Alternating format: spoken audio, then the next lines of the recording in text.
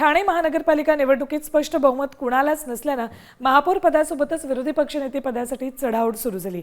या निवडणुकीत अजित पवार पक्षाचे 8 तर शरद पवार गटाचे 12 नगरसेवक निवडून आलेत। नियमानुसार विरोधी पक्षनेते पद मिळवण्यासाठी सर्वाधिक संख्याबळ आवश्यक असतं। त्यामुळे हे पद पदरात पाडून घेण्यासाठी राष्ट्रवादीचे दोन्ही गट पुन्हा एकत्र येणार का याकडे राजकीय वर्तुळाचं लक्ष लागले। विकास काटे यांनी यावर प्रकाश टाकलाय। एकीकडे ठाणे महानगरपालिकेच्या महापौर पदाची निवडणूक होत असताना दुसरीकडे मात्र विरोधी पक्षनेता कोण होणार याकडे सगळ्यांचं लक्ष लागलेलं असतं।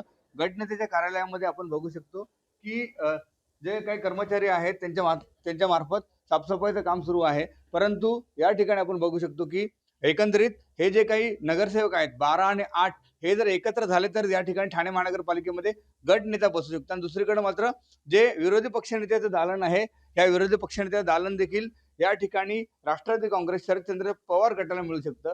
विरोधी पक्षामध्ये जे काही बसणार आहेत किंवा जे काही लोक आहेत त्यांना देखील या ठिकाणी विरोधी पक्ष नेता म्हणून शरदचंद्र पवार गटाच्या माध्यमातून या ठिकाणी आपण बघू शकतो की संपूर्णपणे साफसफाईचं काम देखील या ठिकाणी सुरू आहे। नक्कीच ही जे काही साफसफाई सुरू आहे याच्या माध्यमातून जर दोन राष्ट्रवादी एकत्र झाल्या तर ठाणे महानगरपालिकेमध्ये पुन्हा एकदा विरोधी पक्षनेता राष्ट्रवादी काँग्रेस पक्षाचा बसू शकतो। तो पक्ष कुठलाही असू दे, अजित पवार गट असू दे किंवा शरद पवार गट असू दे, मात्र गट नेत्याचे जे काही कार्यालय आहे हे एकाच राष्ट्रवादी काँग्रेसच्या जे काही पदाधिकारी आहेत त्यांना मिळणार। त्यामुळे नगरसेवकांची संख्या जास्त असल्यामुळे यंदाचे विरोधी पक्षनेतेपद शरदचंद्र पवार गटाकडे जाण्याची शक्यता निर्माण झालेली आहे।